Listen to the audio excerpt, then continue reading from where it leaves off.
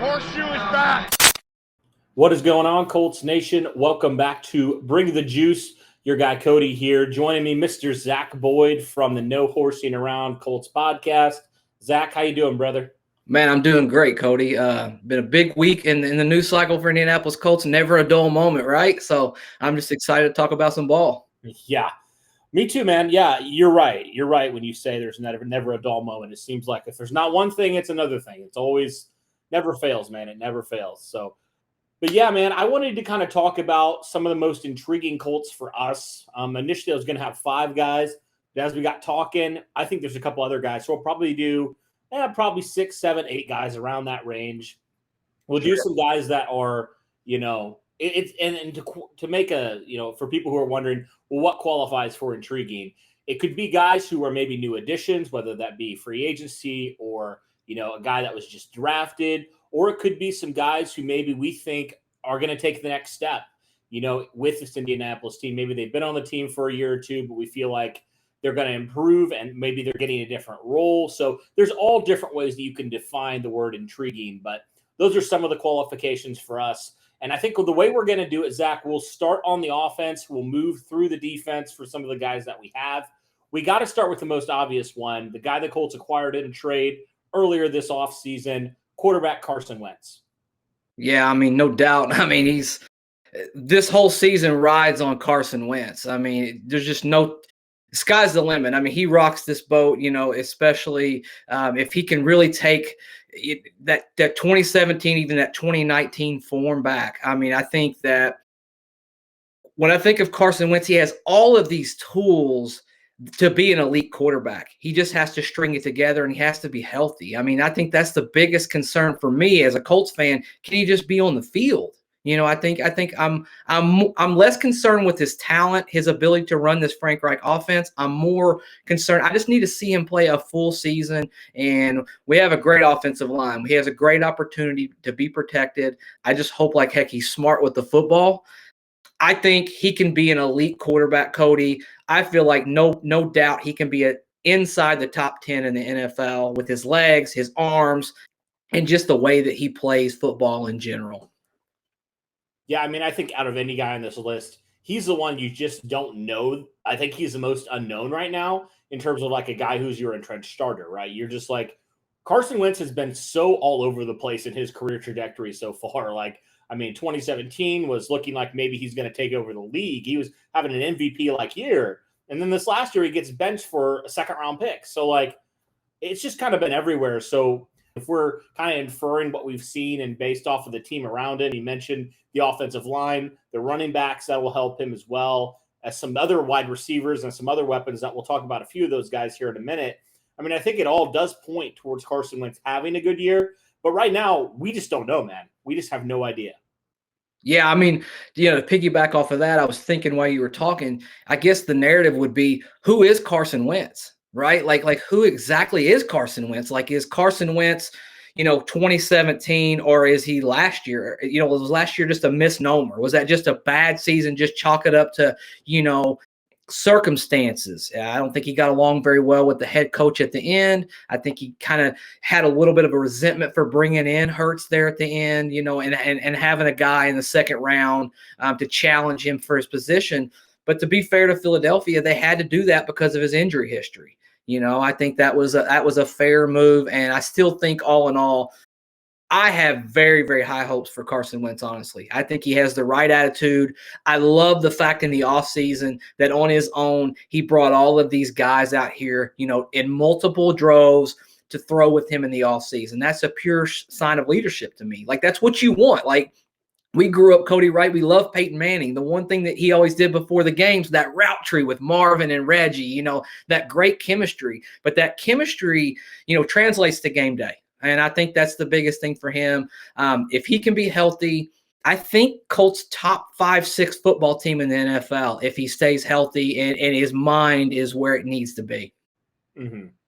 Which is crazy. And you talked about some of those guys that he brought along with him. We'll talk about a few of those guys here. A few of those guys being rookies, a few of those guys not. Yeah. We'll start with the guy who's probably the veteran, if you can use that word. He's only been in the league for a year, but But Michael Pittman is certainly an interesting one. I guess you could probably throw Paris Campbell in here as well, because both these guys have, I mean, they're oozing talent. Like both these guys are right on the cusp. I think a lot of people, including us, feel like are right on the cusp of breaking out.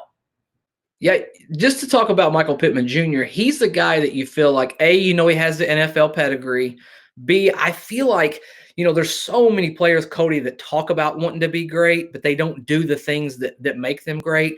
I don't feel that with Michael Pittman Jr. I think that when he gets on, you know, the field and when he's practicing, he's going through his routine, I think he truly does prepare like a true NFL #1 wide receiver. I think that means a lot to him. I mean, I think he really wants to be special in this league, and I think he can. I think the only thing in the back of my mind, what takes him from a #2 to a #1, you know, I look back in the preseason, that slant that Ellinger threw to him on the goal line, you know, he could have caught that football. Some of those footballs are going to be, you know, the difference between him being a very, very special wide receiver or him just being another guy, you know, just a really good, solid guy. Reggie Wayne's my favorite Colt of all time. And I always say, he always caught the balls you weren't supposed to catch. You know, that's what separated him from everybody else. Those famous one-handers or getting his feet down right by the sidelines. But I absolutely think Michael Pittman Jr., a big deal, big season, especially with T.Y. out. I mean, he's #1 whether he wants to be #1 or not. It's his show. It is. You're right. Yeah, he definitely has a great opportunity to be the #1. I mean, we talk all the time how Marvin taught Reggie taught T.Y., and now hopefully T.Y. has been teaching Michael Pittman a thing or two. I mean, he looked pretty good, especially in that Buffalo game at the end of that year. But I think I'd also throw in Paris Campbell because he could be super special if he would stay healthy. But that's just been the issue. He's played in, you know, he's missed more games than he's played in so far. Yeah, I mean, you're exactly right. I don't think there's any bigger X factor on the Indianapolis Colts football team. You know, Paris Campbell he's the one guy on your football team that gives you something different from all the rest, right? He can really run down that field and challenge those defensive backs. He has a little bit of a physicality to him. I feel like when he's healthy, he doesn't get credit for being a physical wide receiver, but he's a pretty sturdy, strong. And the crazy thing for me, Cody, is the guy was never injured in college, right? Like, and then now he gets in the NFL and he's just had, I would say, bad luck. You know, I really do. I don't think he's an injury-riddled guy by nature. I just think it's been bad luck. But Paris Campbell, you know, if we look back at the end of the season and Paris Campbell has had a really, really good football season, I think you're also going to say the Colts had a really, really good football season. Yeah, I mean, this guy can do just about everything for you. I mean, we always talk all the time about Nyheim Hines being that gadget guy. I feel like Paris Campbell, in some ways, can be that as well. And you're right. I wanted to double back on that point. He's not a small guy. I mean, for as fast as he is, and for the type of receiver we feel like he is, he shouldn't be that big. But Paris Campbell is all of 6'1", 215. So he's got that really, honestly, rare combination of speed and size, which I think will really serve him well going down the stretch. And you're right. I mean, due to the injuries, people have kind of written Paris Campbell off, which I think is why, for me, he's so intriguing, because people could write him off and he could easily have a 500-600, maybe even plus that type of year if he can stay healthy, if he doesn't have another freak thing happen. Because I do agree. I think he physically is where he needs to be. I think that first year, maybe there was a little bit of body issue, and Paris Campbell has said as much. He got into shape, and let's be honest, nobody could have taken that hit. You know, 99% of receivers aren't getting up from that hit that Harrison Smith put on him, right? Like a helmet right to the knee, essentially. Like nobody's getting up from that. So I don't fault Paris Campbell for that, but I am very intrigued for sure. Potentially, if he stays healthy and if he doesn't have another freak injury, I think he could really be, like you said, an X factor for this team. But let's continue here with the wide receivers. We got to talk about Mike Strawn. Yeah. I mean, it wouldn't be an intriguing list without Mike Strawn. This guy physically is everything you're looking for. I mean, and more. This guy is insane. Coming out of the Bahamas, D2, didn't even play last year and has come in and just lit it up in training camp in the preseason. I think, and especially now with the T.Y. Hilton injury, this guy could potentially see the field a lot earlier than anybody was expecting. Yeah, 100%. And Cody, I laugh because it's every single offseason and every single training camp, we always have this preseason player that we fall in love with, right? Like it's just every single preseason, there's always this guy, oh my gosh. And then he gets into the season and he just kind of just fizzles out. I don't get Right. I don't get the sense with that with Michael Strawn. I think Michael Strawn's a real deal NFL high level wide receiver, man. I mean, when you watch him run those routes, I mean, it's almost amazing to me being down there in training camp thinking this guy came from D2, hasn't played football for very long at all, and he's already so smooth in and out of his breaks. I think he's a guy that wants to be so good, and I think it's a beautiful story. I mean, I think he's the fourth player in the NFL history to come from the Bahamas. What's not to like? I mean, 6'5", 230. He can go up and grab it. I mean, he's a human highlight reel. He's the one guy I feel like, every team needs like an eraser, right? Like when you throw a bad ball, you still have that guy that can just rip the ball out of the DB's hands. And he's the one guy on our team. I feel like he is kind of an eraser. He erases some mistakes. Maybe that ball wasn't placed perfect by Carson Wentz, but he still has that strength and that ability to kind of block them out and go up there and bring it down. And you're right, with this injury, I think that accelerates his process. I'll be very intrigued, and I'll really be kind of charting it as the season goes along. What's that snap count look like for Michael Strawn? I think in the beginning of the season, red zone obvious, everybody knows that. But I think as the season goes on, I think he's going to see more and more snaps, and they're going to kind of work him into this football team, and I think he'll have a big role.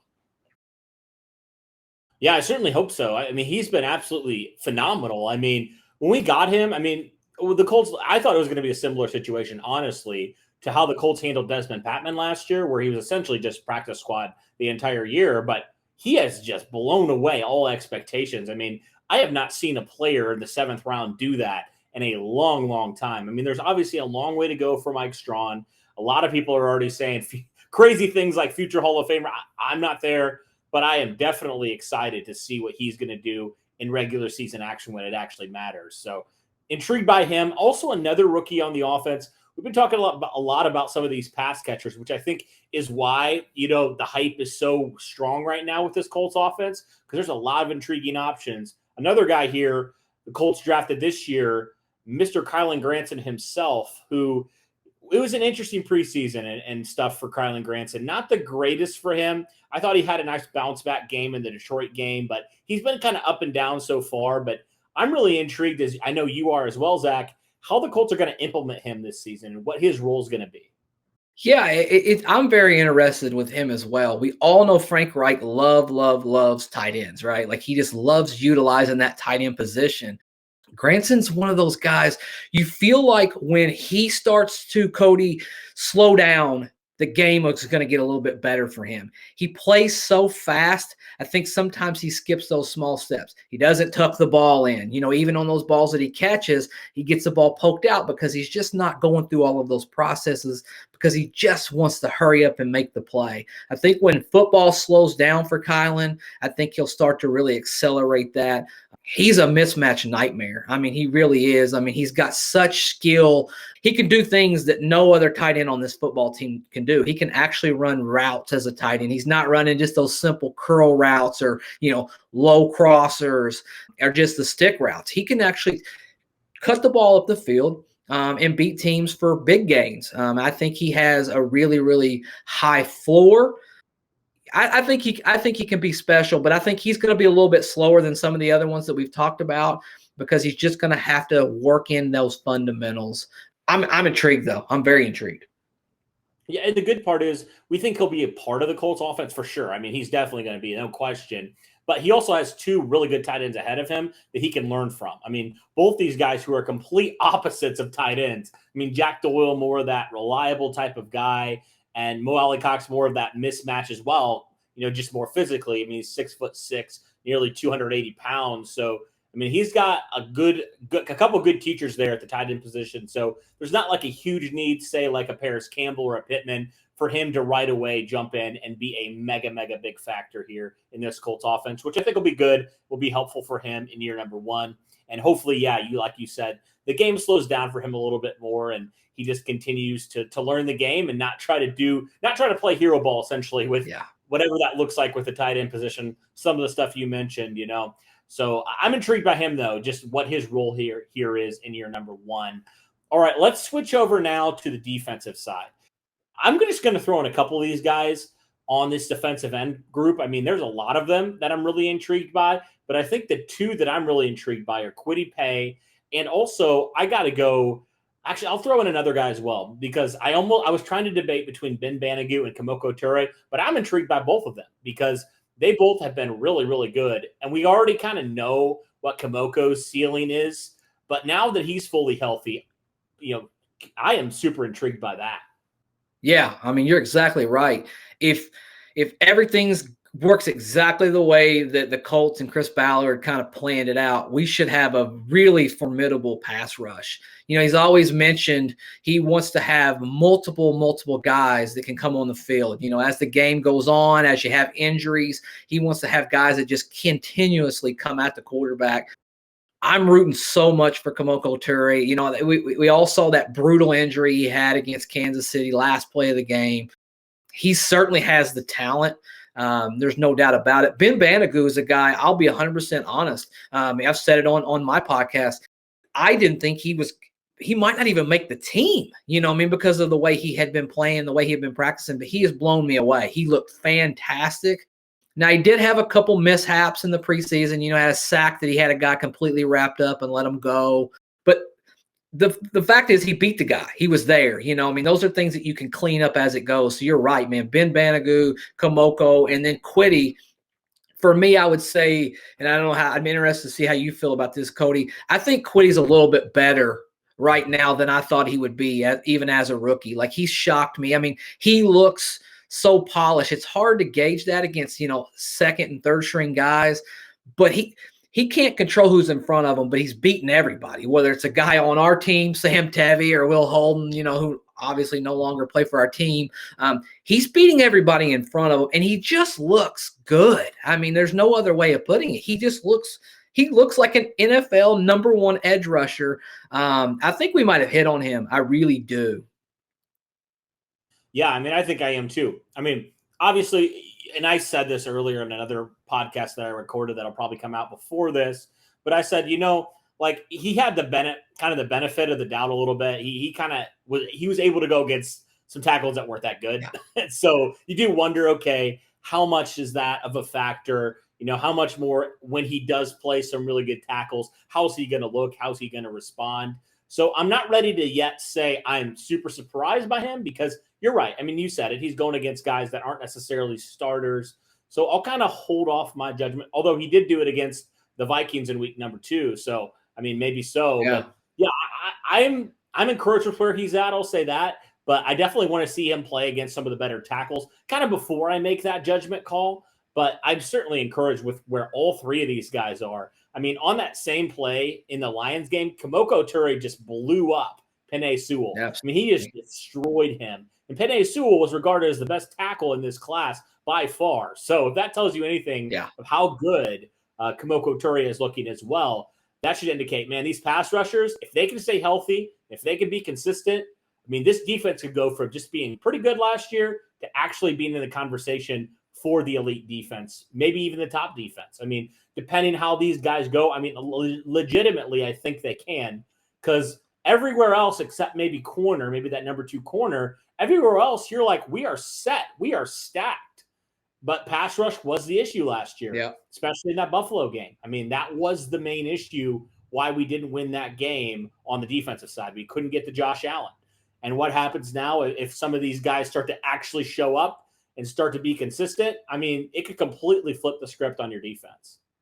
Yeah, I mean, 100% agree. And I think the one thing that Chris Ballard's done such an amazing job of doing is he's built this defense almost inside out. So, meaning he got Buckner and Stewart set up first, and then he went out and got his pass rushers. So you really, you got to pick and choose what you want to do. If you want to double team DeForest Buckner every single time, that's fine.